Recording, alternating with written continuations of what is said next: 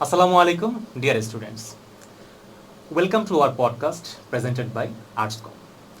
আজকের এই পডকাস্টে আমাদের মূল উদ্দেশ্য হচ্ছে এইচএসসি 2028 ব্যাচের যে সকল স্টুডেন্টরা রয়েছে, স্পেশালি যারা সায়েন্স থেকে আর্টসে শিফট হতে চাচ্ছ, অথবা যারা আর্টসে ছিলে এসএসসিতে এবং ইন্টারমিডিয়েটেও যারা আর্টসে থাকতে চাচ্ছ, তোমাদের মধ্যে প্রচুর প্রশ্ন জমা আছে মনে, তাই না?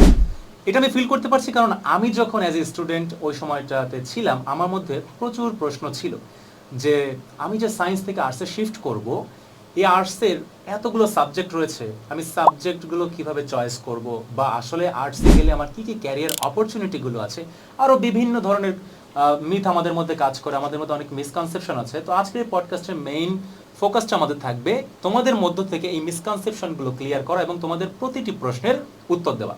তো আমি আশা করব আজকের পডকাস্টের একদম শুরু থেকে শেষ পর্যন্ত যদি তোমরা মনোযোগ দিয়ে আমাদের আলোচনাটা খেয়াল করো, আশা করি তোমাদের মধ্যে যত ধরনের ডাউট আছে, প্রবলেম আছে, সবগুলো ইনশাল্লাহ সলভ হয়ে যাবে।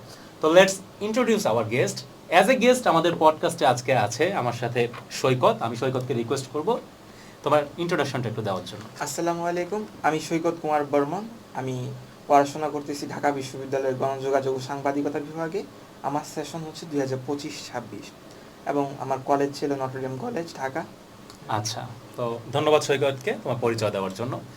আমি আশা করি আমার পরিচয় তেমন আর নতুন করে দেওয়ার কিছু নেই। ইতিমধ্যে আর্টস কমের যারা স্টুডেন্টরা ছিলে বা আর্টস কমের বাইরেও যারা আমাদের দর্শকরা আছো আর কি, তোমরা দেখেছো আমি তোমাদের বিভিন্ন সময় ইকোনমিক্স, সাইকোলজি বা লজিক যে ক্লাসগুলো নিয়েছি আর কি, তো সেই ক্লাসে তোমাদের সাথে আমার পরিচয় মোটামুটি হয়ে গিয়েছে। তারপরও সংক্ষিপ্তভাবে আমি আমার ইন্ট্রোডাকশনটা একটু দিয়ে রাখি।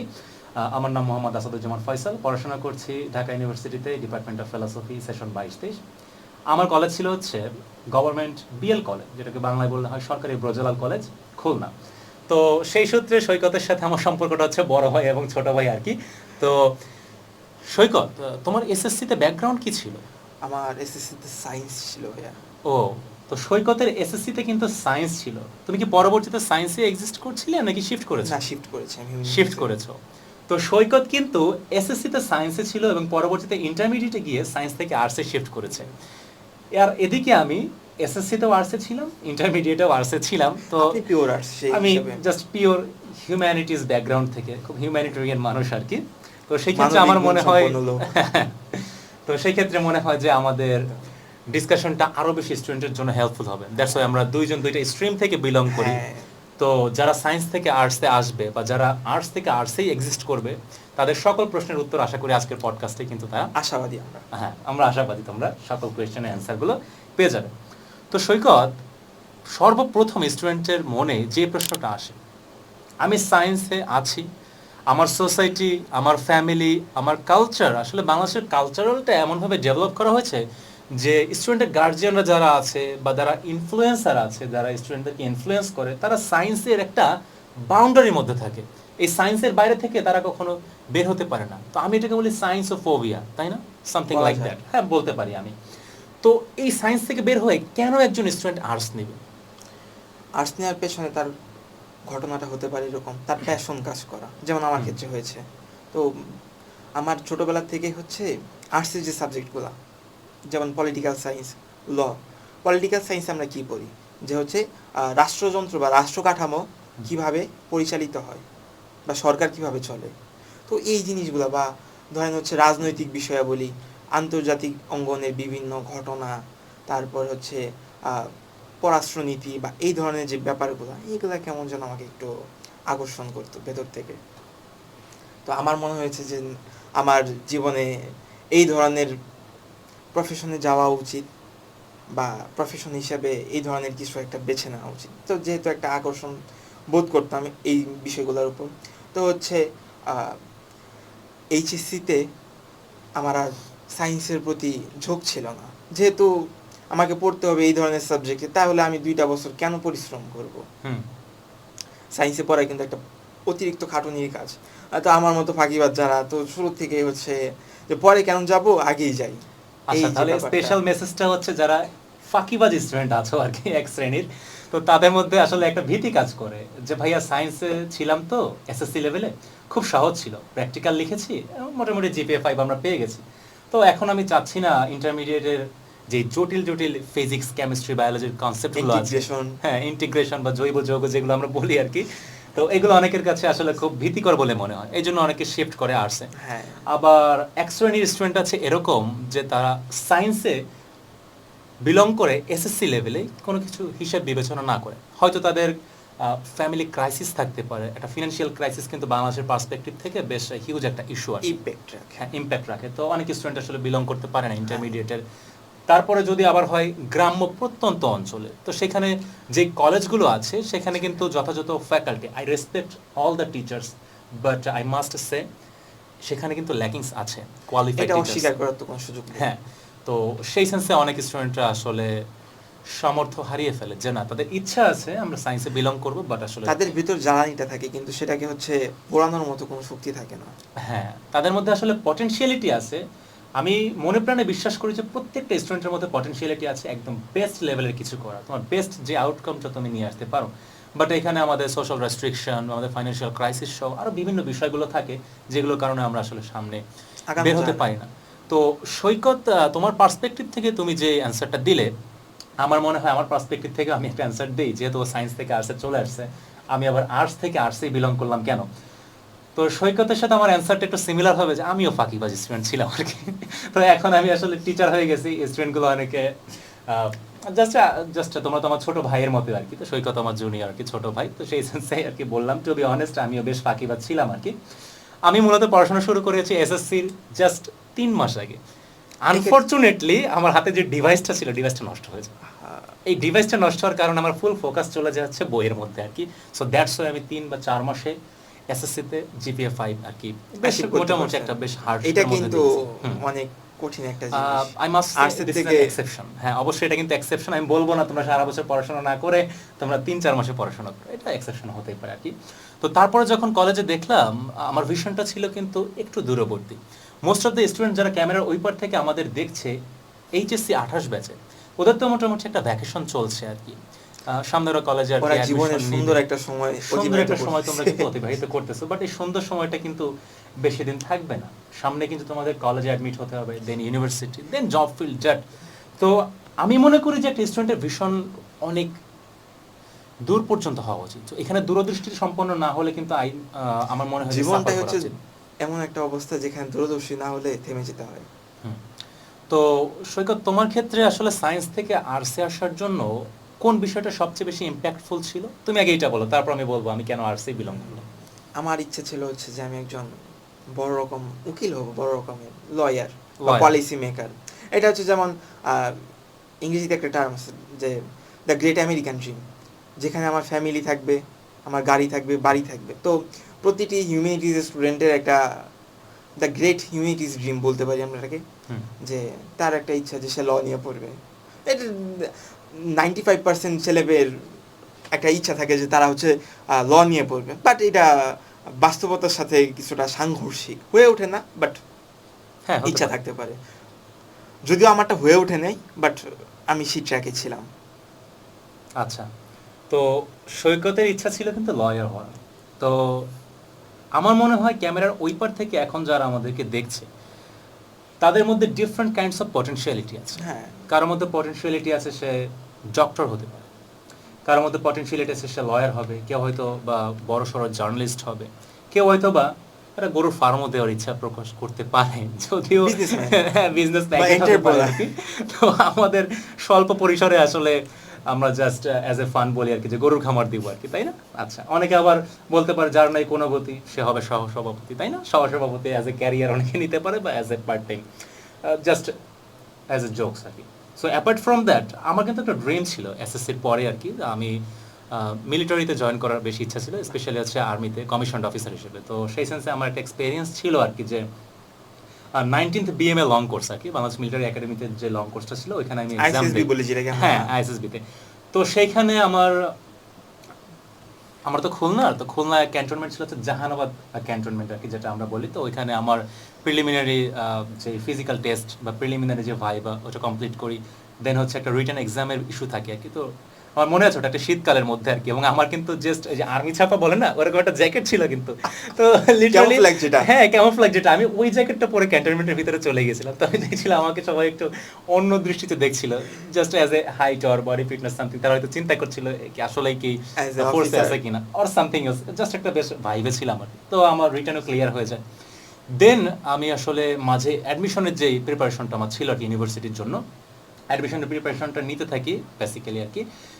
বাট এর মধ্যে হয় কি, ঢাকা ইউনিভার্সিটিতে আমার যেদিন এক্সাম থাকে সকালবেলা আর কি, ঠিক সেই দিন সকালবেলায় কিন্তু আমার আইএসএসবির ডেটটা দিয়ে দেয় আর কি। তো এইখানে আমি এই ইস্যুটা কেন নিয়ে আসলাম, যে স্টুডেন্টদের মধ্যে যে কনফিউশনটা থাকে যে আমি আসলে সায়েন্স দিয়ে এক্সিস্ট করবো নাকি আর্টস এক্সিস্ট করবো, রিয়ালিটিটা আমাদের বুঝতে হয় আসলে। দেখা যায় কি আমরা ইকোনমিক্সের ভাষায় অপরচুনিটি কস্ট বা সুযোগ বা একটা বলি আর কি, যে কনসেপ্টটা আর কি। তো সেখানে কিন্তু আমি ঢাকা ইউনিভার্সিটির এক্সামটা অ্যাপিয়ার করি, আমি কিন্তু আইএসএসবির এক্সামটা অ্যাপিয়ার করিনি। দ্যাটস ওয়াই, কারণ আমি একটু রিয়েলিস্টিক ওয়েতে, একটু ভিশনারি ওয়েতে, যেটা সম্ভাবনা বেশি ছিল। সম্ভাবনা বেশি ছিল। আইএসএসবি আমার না হলেও ঢাকা ইউনিভার্সিটি কিন্তু আমার সেকেন্ড টাইম কোনো অ্যাপিয়ার করার সুযোগ, সুযোগ ছিল দ্যাটস না। ওয়াই আমি ওটাকে একটু একটা সাইডে সা- রেখে হ্যাঁ। কাজটা সাইড, আমি কিন্তু ওটাকে আসলে ঢাবিতে অ্যাপিয়ার করি আর কি। তো সেই ক্ষেত্রে আল্লাহর রহমতে ঢাকা ইউনিভার্সিটির চান্স হয়ে যায় আর কি। তো ওভারঅল অ্যাডমিশন যে জার্নিটা ছিল সে বিষয়ে আমরা আরো পরে জানবো আর কি। তো আমরা যে মূল আলোচনায় ছিলাম যে why a student should choose arts, তাই না? তো তোমার যে লং টার্ম একটা ভিশনের কথা বললে যে তুমি লয়ার হতে চাও, অনেকে হয়তো হতে পারে জার্নালিস্ট, অনেকে হয়তো Policy maker হতে পলিসি পারে। মেকার হতে পারে, তাই না? এরকম বিভিন্ন প্যাশন, কেউ হয়তো ম্যাজিস্ট্রেট হতে পারে বিসিএস দিয়ে। স্বাভাবিক। তো আমি পার্সোনালি প্রেফার করি যে তোমার মন থেকে যেটা তুমি হতে চাও তুমি সেটাকে প্রেফার করো। তুমি যদি ডক্টর হতে চাও, যেটার প্রতি একটা আকর্ষণ কাজ করে, হ্যাঁ, মন থেকে টানে। মন থেকে একটা আকর্ষণ আছে আর কি, তুমি ডক্টর হতে চাইলে তুমি ওই সেক্টরে, তুমি সায়েন্সে এক্সিস্ট করো। তুমি পড়াশোনা পারছো না, তোমার মনে হচ্ছে সায়েন্স অনেক কঠিন, তোমার মধ্যে একটা ভীতি বা ফোবিয়া কাজ করতেছে, না আমি মনে করি যে তুমি তাহলে সায়েন্সে এক্সিস্ট করো। এটা কি উচিত হবে না? তার প্যাশনটাকে যদি আমরা আসলে প্রায়োরিটি দেই, নাকি প্যাশনের সাথে নিজের ক্যাপাবিলিটির সাথে একটু এটার সাথে কম্প্রোমাইজ করতে হবে। কম্প্রোমাইজ করতে হবে? আচ্ছা, তাহলে এখানে কিন্তু আমরা একটা বেশ কনফিউশন থেকে ক্লিয়ার হলাম যে আমার মধ্যে যদি সেই ক্যাপাবিলিটি বা আপনি পটেনশিয়ালিটি না যেহেতু থাকে, বললেন, তো ইকোনমিক্সের আমি একটা টার্ম বলি, অভাবসীম সম্পদ সীমিত। সম্পদ সীমিত। আচ্ছা আচ্ছা, তো আমরা এটা অনেক তো সময় আমাদের দেখি চাওয়া আর কি। অনেক কিছু থাকে, আমাদের কিন্তু চাওয়া বাস্তবতা অনেক ভিন্ন। থাকে, আমরা একই সাথে আমরা কেউ ডক্টর হতে চাই, আমরা আবার কেউ অন্য অন্য হ্যাঁ। পেশায় যেতে চাই, কিন্তু আমাদের তো বুঝতে হবে নিজের ক্যাপাসিটি। তো এখানে নিজের পটেনশিয়ালিটি, নিজের একটা অ্যাবিলিটির উপর অ্যাবিলিটির উপর বিশ্বাস রাখা উচিত, রাখা- সেই অনুযায়ী কিন্তু তোমার আসা উচিত। এখন আমার পার্সপেক্টিভ থেকে যদি বলি, আসলে আর্টস থেকে আর্টসে কেন বিলং করবে, একেবারে ইজি অ্যান্সার, কারণ আর্টস থেকে অন্য কোনো গ্রুপে শিফট করার সুযোগই সুযোগ নেই। নাই। তো যারা সায়েন্সে আছে বা যারা কমার্সে আছে আর কি, তারা তো শিফট করে আসতেই পারো, বাট যারা আর্টসে আছো আমার মতো নিরুপায়, আমাকে আর্টস থেকে আর্টসে আসতে হয়েছে, এটাই হচ্ছে আমার পার্সপেক্টিভ আমার থেকে ট্র্যাকটা answer আর কি। একদম সোজা। হ্যাঁ, একদম সোজা। আচ্ছা, তো আর্টসে একটা স্টুডেন্ট আসবে, বাট তুমি যেমনটা বললে আর কি, তুমি এনডিসি থেকে বিলং করেছো আর কি। তো why student should choose NDC, why not other colleges? আমরা খাওয়ার সময় সবচেয়ে বেস্টটা কেন খাই? ফ্যাক্ট। তো এনডিসি হচ্ছে বাজারে বেস্ট, কলেজের বাজার যদি বলি। Just as a funny answer, NDC হচ্ছে কলেজ বাজারের বেস্ট, তাই না? আচ্ছা, তো এনডিসি ছাড়াও কিন্তু আরো অন্যান্য কলেজগুলো আছে, ক্যাডেট কলেজ আদমজি আছে, হলি ক্রস আছে, হ্যাঁ। আমাদের ভিকারুন্নেসা আছে। এখন ব্যাপারটা হচ্ছে এনডিসি যেহেতু বয়েজ এবং হলি ক্রস হচ্ছে গার্লস, গার্লস, তো আমরা দুইটাকে হচ্ছে মোটামুটি এক পাল্লায় রাখি, হ্যাঁ। সমকক্ষ। হ্যাঁ, রাখতে পারি আর কি মোটামুটি। তো দেখা যাচ্ছে কি ম্যাক্সিমাম সময় যে যখন রেজাল্ট আসে আর কি, তো এইসব হাই স্ট্যান্ডার্ড যে কলেজগুলো আছে সেই কলেজগুলোর সাথে কিন্তু আসলে স্টুডেন্টদের একটা কামড়াকামড়ি হয়, যেটাকে আমরা লোকাল ভাষায় বলি আর কি, রেজাল্ট নিয়ে একটা মারপিট হয়, রেজাল্টের দিন দেখা যায় তাদের মধ্যে কম্পিটিশন। কিন্তু দেখা যায় কি গ্রাম্য যে প্রত্যন্ত কলেজগুলো থাকে না, ওইখানে রেজাল্টটা এক্সপেক্টেড আসে না। কিছু কিছু কলেজ আছে 100% ফেইল স্টুডেন্ট রেশিও, এরকমটা হয়। মূলত এর কারণ হিসেবে আমি দায়ী করবো আসলে ল্যাক অফ কোয়ালিফাইড টিচার্স, আর যেটাকে বলি আমরা আর্টিফিশিয়াল ইন্টেলিজেন্সের। এখন তো সবার হাতে হাতে ফোন চলে আসছে, আমাদের সময় হয়তো অ্যাভেলেবিলিটি ওইভাবে ছিল না বা ইউজ করার স্কোপ আমাদের ছিল না, এখন চাইলে স্টুডেন্টরা ইউজ করতে পারে। বাট মাল্টিমিডিয়া প্রজেক্টর বা ইন্টারনেট ফ্যাসিলিটি এগুলো কিন্তু এখনো গ্রাম্য পর্যায়ে কলেজগুলোতে পৌঁছায় না। তো দ্যাটস ওয়াই আমি মনে করি ঢাকায় যে স্বনামধন্য কলেজগুলো আছে এগুলোতে অ্যাডমিট হলে একটা স্টুডেন্ট কিন্তু মোস্ট অফ দ্য টাইম প্রচুর ফ্যাসিলিটিস পায়। তো আমি যদি তোমাকে জিজ্ঞাসা করি যে এনডিসি থেকে বিলং করে তুমি কোন ধরনের ফ্যাসিলিটিসগুলো এক্স্যাক্টলি পেয়েছো? এনডিসি থেকে যে মানে বিলং করার ফলে যে আমি যে ফ্যাসিলিটিসগুলো পেয়েছি সেগুলো হচ্ছে বেস্ট টিচার, এবং আর্টসের যে বইগুলার অথর সবগুলা ম্যাক্সিমাম হচ্ছে আমাদের কলেজের।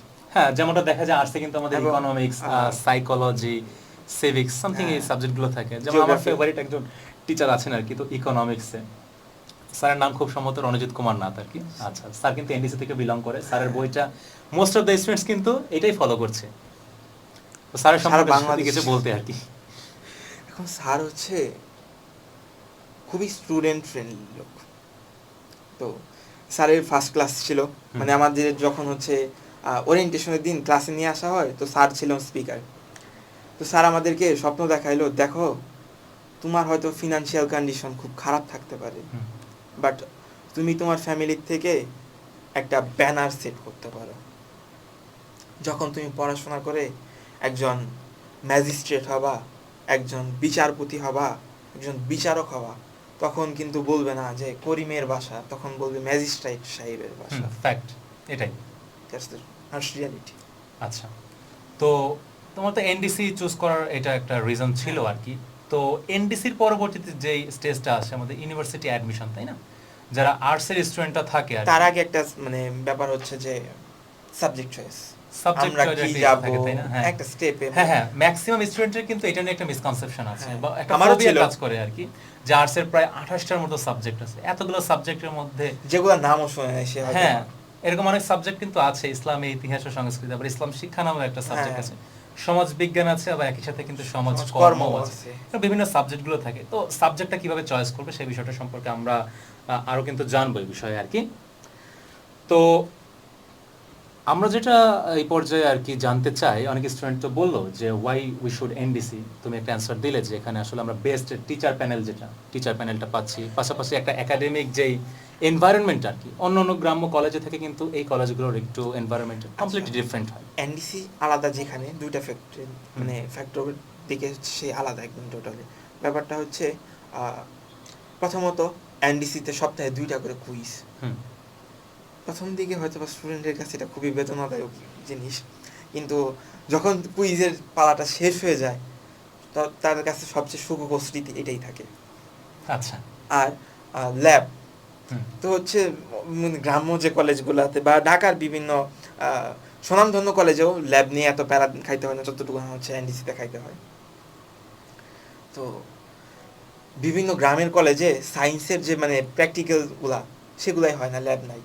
আর আমাদের হচ্ছে প্রপার যে আমাদের মানে আর্টসের সেই ক্ষেত্রে হচ্ছে আমাদের তো নামগন্ধ থাকার কথা না, কিন্তু আমাদেরও হচ্ছে ল্যাব করতে হয়, must.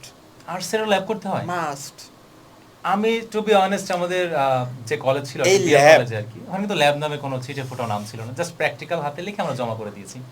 ICT lab, geography lab, এগুলো আমাদেরকে প্র্যাকটিক্যালি করতে হয়েছে। এবং মানে এটা হচ্ছে আমাদের জীবনের একটা কি বলবো বেদনা, কি পরিমাণ প্যারা খাইতে হয়েছে স্যারের কাছে যে স্যার চিত্রটা হয়েছে না হয় নাই, সাইন দেয় নাই, পেজ ছিঁড়ে ফেলে দিছে, নতুন প্র্যাকটিক্যাল খাতা পুরাটা বানাইতে হয়েছে। তুমি আচ্ছা কলম দিয়ে লেখার কথা ছিল পেন্সিল দিয়ে লেখছো, বা পেন্সিল দিয়ে চিত্র আঁকানোর কথা তুমি একটা কলমে দাগ দিছো, পুরা প্র্যাকটিক্যাল বাদ, রিটেক খাইতে খাইতে খাইতে খাইতে। এবং প্র্যাকটিক্যালে যদি সাইন না থাকে তোমার রেজাল্ট থাকবে উইথ হেল্ড। আচ্ছা আচ্ছা, আমি বলি আর কি, তোমার পয়েন্ট অফ ডিসকাশন যদি আমি সাম আপ করি আর কি, তো তুমি কি ওদেরকে ভয় দেখাচ্ছ যে এনডিসি তে ডিফিকাল্টিজ বেশি, চ্যালেঞ্জেস বেশি, নাকি ওদেরকে ব্যাপারটা ইন্সপায়ার হচ্ছে করতেছো? ইন্সপায়ার করতেছে, কারণ পরিশ্রম করবা, শিখবা, অবশ্যই। তোমার তো একটা আউটকাম আছে যেটা হচ্ছে তোমার ইন ফিউচার কাজে লাগবে। হ্যাঁ অবশ্যই, যে প্র্যাকটিক্যাল করতেছে, ল্যাব করতেছে, জিওগ্রাফিক্যাল বা সাইকোলজিক্যাল ইস্যুগুলো সম্পর্কে জানছে, মানে সে একদম অবশ্যই অন্য প্রত্যক্ষভাবে ডিসিপ্লিন থেকে এগিয়ে সেগুলো থাকবে। সম্পর্কে জানতেছে। হ্যাঁ, কিন্তু যে কোনো প্র্যাকটিক্যাল না করে জাস্ট ইজিলি নম্বর পেয়ে যাচ্ছে, এরকম অনেক এটা তো কলেজে হয় না। কিন্তু। তো আমি মনে করি তারা আসলে দে আর ডেফিনেটলি ল্যাগিং বিহাইন্ড। আচ্ছা, তো এই যে যে সময়টা রয়েছে না এইচএসসি 28 ব্যাচের হাতে, তো এই সময়টাতে আমরা দেখি তো অনেক স্টুডেন্টরা কিছু সফট স্কিল শিখতেছে, অনেকে কলেজ অ্যাডমিশনের জন্য প্রিপারেশন নিচ্ছে, অনেকে আবার আছে যারা স্পোকেন ইংলিশটা ঠিক করতেছে, বা অনেকে আবার এইচএসসিতে আর্টস নিয়ে পড়বে, বেশ ডিটারমাইন্ড, আর্টসের কিছু কিছু সাবজেক্ট আছে তারা সেগুলোর সাথে পরিচিত হচ্ছে, সেগুলো সম্পর্কে বিভিন্ন প্রিপারেশন নিচ্ছে আর কি।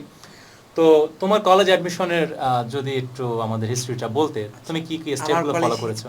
অ্যাডমিশন যে হিস্ট্রিটা সেটা হচ্ছে আমার 2 ব্যাচ সিনিয়র 23 ব্যাচের এক বড় ভাই ছিল আমার এলাকার, তো তার কাছে প্রথম নটরডেম সম্পর্কে জানি, সে ভর্তি হইল, দেন তার ফেসবুক আইডিতে বিভিন্ন ইভেন্টস সম্পর্কে জানতাম, দেখতাম। তো মনের ভিতর একটা আবেগ কাজ করতো যে আমি যদি যাইতে পারতাম। তো সেই হিসাবে টেস্টের পর থেকেই কিছুটা একটা মানে মনের মধ্যে একটা ডিসিশন ছিল, নিজের সাথে নিজের কমিটমেন্ট যে আমাকে এখানে পড়তে হবে। তো এসএসসি শেষ হলো, তো এনডিসি প্রিপারেশনটা ছিল এরকম যে বোর্ড বইয়ের বাইরে কিছু নাই, আসলেও নাই। হ্যাঁ, তো আমি বোর্ড বইগুলো আবার একটু ঝালাই পালাই করতাম। পাশাপাশি তো মানুষের প্ল্যান থাকে না, প্ল্যান এ, প্ল্যান বি, বা একটা জিনিস নিয়ে চিন্তা ভাবনা থাকলে হয়তো বা সেটা না হওয়ার সম্ভাবনা অনেক বেশি থাকতে পারে। তো আমাদেরকে হচ্ছে অপশনস রাখতে হবে। তো আমার অপশনস ছিল যে হ্যাঁ, কলেজ ঠিক আছে, নটরডেম হিসেবে মেনে নিলাম, ভালো।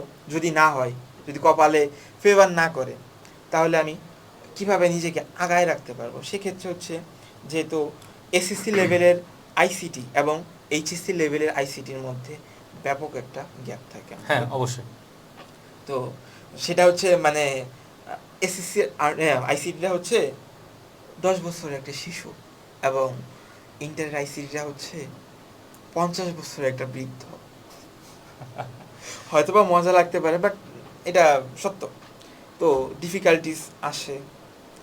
এর জন্য আমরা হচ্ছে যে আইসিটির যে মানে চ্যাপ্টারগুলো, বড় বড় চ্যাপ্টারগুলো ছিল, সেগুলো কিছুটা আগায় রাখছি, যেটা হচ্ছে আমার কলেজে মানে হেল্প করছে আমার অনেক। হ্যাঁ, এটা কিন্তু বেশ ভালো একটা ওয়ের কথা বলছে আর কি সৈকত। স্পেশালি যদি আমি আমার পার্সোনাল এক্সপেরিয়েন্স বলি, আমি আইসিটিতে বেশি ফোকাস করিনি, কারণ আমার মধ্যে একটা মিসকনসেপশন ছিল যে এসএসসিতে যে আইসিটি পড়ে আসছি, আমাদের তো কম্পিউটার ওইভাবে করে নাই, কারণ অ্যাক্সেসরিজের অভাব ছিল আর কি। তো সেই ক্ষেত্রে আমাদের জাস্ট ওইভাবে টিচাররা বলে দিয়েছেন, জাস্ট ডাটাবেস, ডাটা এন্ট্রি যা আছে, মাইক্রোসফট সামথিং আর কি, ওগুলো আমরা রিডিং করেছি, মার্ক করে গিয়েছি, এমসিকিউ দাগিয়েছি 25টা, 25 আর প্র্যাকটিক্যাল 50 জাস্ট আইসিটিতে একদম কাঁপায় দিছি। কিন্তু দেখা যায় কি, কলেজে আসার পর যখন আইসিটি দেখি, কেঁপে গেছি, মানে মোটামুটি দেখা যেত আমি তো কাঁপছি, মানে আমার পুরোপুরি মানে চারিদিক সব কেঁপে উঠছে, কেঁপে উঠছে, মানে আমি জাস্ট আটকে উঠছি। কিন্তু আমি যে কাজটা করছিলাম হচ্ছে বাংলা নিয়ে বসছিলাম আর কি, কলেজে অ্যাডমিটেড হওয়ার আগে বাংলা নিয়ে বসছিলাম। তো বাংলায় তখন আমার মনে পড়ে যে বিভীষণের প্রতি মেঘনাদ, এইটা আমি, আমার সিনিয়র একজন আপু ছিলেন আর কি, তিনি আমাকে পড়াতে নিয়েছিলেন আর কি, বললো যে এটা পড়ো আর কি। তো ওইটা পড়ার পর আইসিটি, তো আইসিটি আমার মনে হচ্ছে সায়েন্সের সাবজেক্টের থেকে ইন্টারমিডিয়েট বাংলাটা আরো বেশি কঠিন, পুরোটা আমার মাথার উপর দিয়ে গেছে বিভীষণের প্রতি মেঘনাদ। পরবর্তীতে আস্তে আস্তে যখন অন্যান্য গদ্য আছে, পদ্যগুলো আছে, বুঝতে শুরু করি, পড়তে শুরু করি, দেখা যায় কি কলেজের শুরুর দিন থেকে যারা পড়ে না, বা মোস্ট অফ দ্য স্টুডেন্ট কিন্তু ফার্স্ট ইয়ারে ফাঁকিবাজ হয় আর কি, ওদের থেকে একটা কিন্তু কথা বেশ আছে যে এগিয়ে কলেজে থাকি উঠলে আমাদের নাকি অদৃশ্য দুইটা ডানা গজায়। হ্যাঁ, তো সেই ক্ষেত্রে মনে হচ্ছে আমার মধ্যে একটু উড়নচণ্ডী একটা ভাব আসে আর কি, যে কলেজে উঠবো, হ্যাঁ কলেজে উঠবো, বাইক নিয়ে যাব, একটু একটু মেয়ে বান্ধবী নিয়ে ঘুরবো আর কি, ছবি টবি তুলবো, একটু চিল করবো আর কি, তাই না? তো চিল করতে করতে দেখা যায় কি বিভিন্ন কুইজ, অ্যাসাইনমেন্ট, ল্যাব টার্ম আর সামথিং এলস চলে আসে কিন্তু ইয়ার ফাইনাল ফাইনাল আর কি। তো সেক্ষেত্রে খুব প্যারা হয়ে যায়। তো এখন সবচেয়ে সিরিয়াস যে কোয়েশ্চেনটা আর কি স্টুডেন্টের পক্ষ থেকে আর কি আমি সবসময় ফেস করি, তোরা সবসময় জিজ্ঞাসা করে যে ভাইয়া এসএসসি থেকে তো আমি ইন্টারমিডিয়েটে এখন উঠবো, আমি একটা কলেজের জন্য প্রিপারেশন নিচ্ছি, বা যারা প্রিপারেশন নিচ্ছে না তারা তাদের রিজিওনাল যে কলেজগুলো আছে ওইখানে হয়তো তারা অ্যাডমিশন নেবে আর কি। তো সাবজেক্ট চয়েসটা কিন্তু মোস্ট চ্যালেঞ্জিং একটা ফেজ। পার্সোনালি আমি এই ফেজটা এক্সপিরিয়েন্স করছি, স্টুডেন্টরাও আমাকে এই বিষয়ে সবচেয়ে বেশি নক করে, এবং হোপফুলি আমার মনে হয় তুমি ওই চ্যালেঞ্জটা কিন্তু ফেস করছো, তাই না? প্রায় 28টা সাবজেক্ট নিয়ারলি, প্রথম পত্র এবং দ্বিতীয় পত্র ম্যাচ করে দেখা যায় 14টা পেয়ার হয়, তাই না? এইভাবে। তো সেই ক্ষেত্রে এতগুলো সাবজেক্টের মধ্যে কোন কোন সাবজেক্টগুলো ওদের চয়েস করা উচিত হবে, এই বিষয়টা যদি একটু তুমি তোমার পার্সপেক্টিভ থেকে ক্লিয়ার করো। এখানে আমার